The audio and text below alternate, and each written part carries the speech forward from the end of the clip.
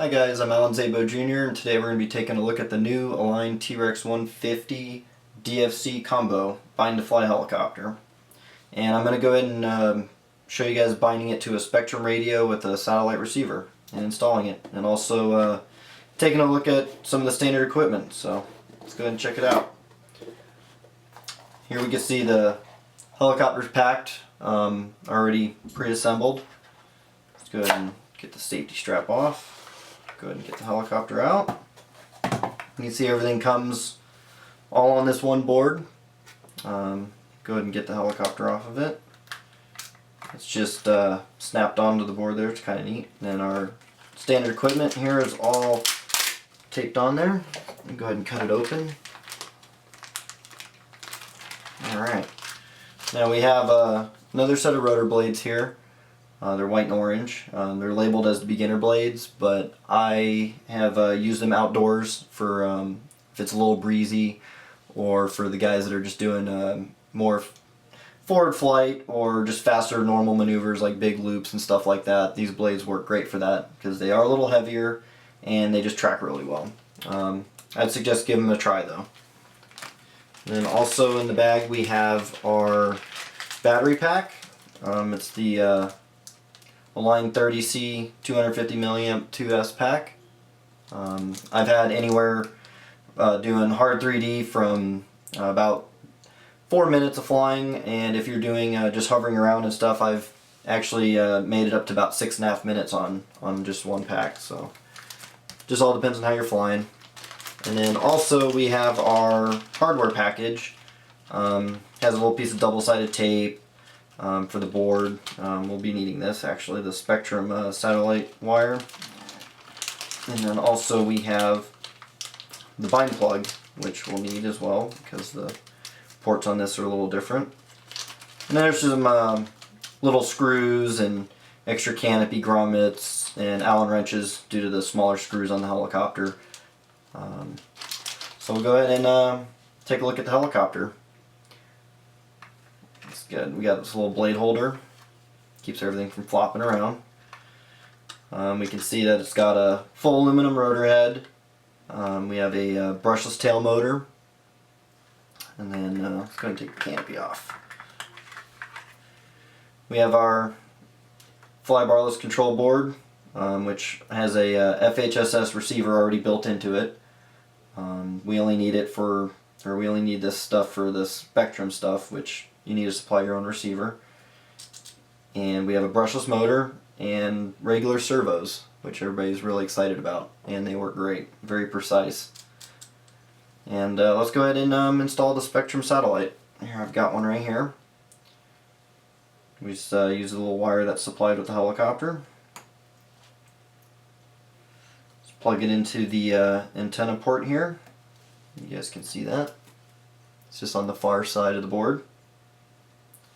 And then also we have the bind plug. Now we have a bind port on the receiver as well. It's the only open port available. So we'll go ahead and plug that in. Alright, there we go. Now all we gotta do is go ahead and plug the battery in, and that will put the helicopter into bind mode, just like any other Spektrum satellite aircraft. Once you add the bind plug, you're ready to go. I already have a model programmed into my radio, so I'm ready to go for this, but I will go ahead and take pictures of the screen, post the parameters at the end of the video so you guys can see what I'm using for throttle curves, for basic flight, and then like an idle up 1 and idle up 2. So we'll go ahead and put in the battery. And you can see the satellite goes into bind mode. So we'll go ahead now and bind it with our radio.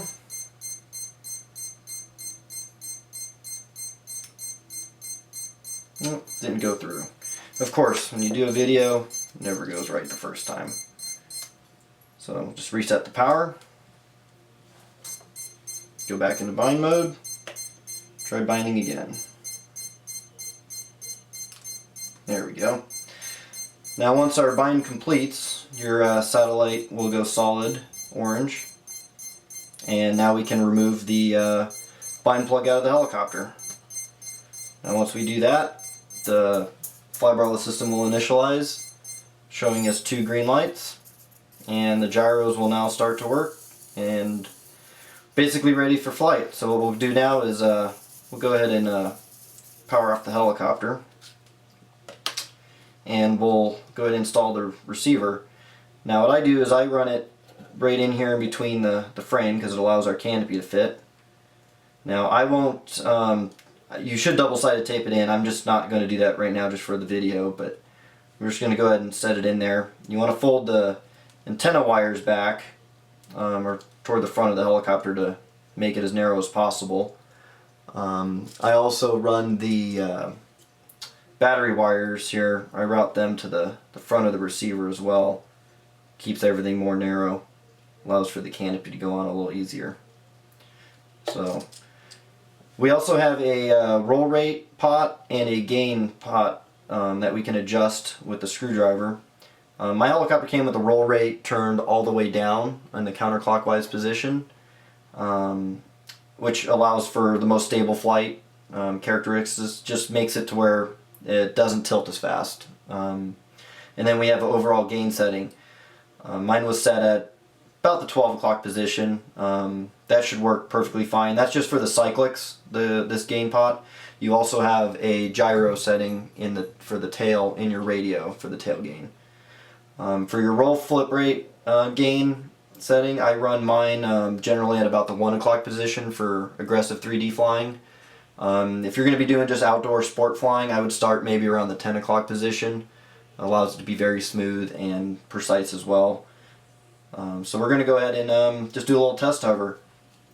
I'm going to turn our radio back on. I recommend resetting it after you do the bind, just so while you're handling it, you don't want the gyros to initialize not perfectly straight or whatnot.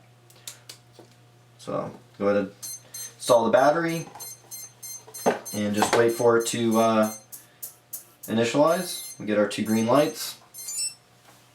Go ahead and get some of this out of the way. Go ahead and put the canopy back on as well.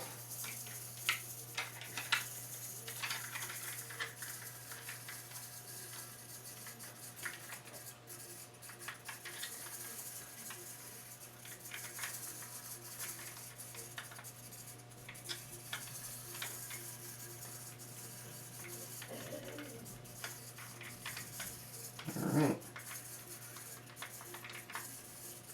Once you get the canopy back on and your rate settings set, you never really have to take it off again, but there we go. Let's go ahead and just do a little test hover. I recommend using a bigger area just for safety and everything and all that, but I'm going to go ahead and just do one here on my table. I'll go ahead and zoom out the lens. There we go. Alright, I'm just going to do a little hover and just see how everything is.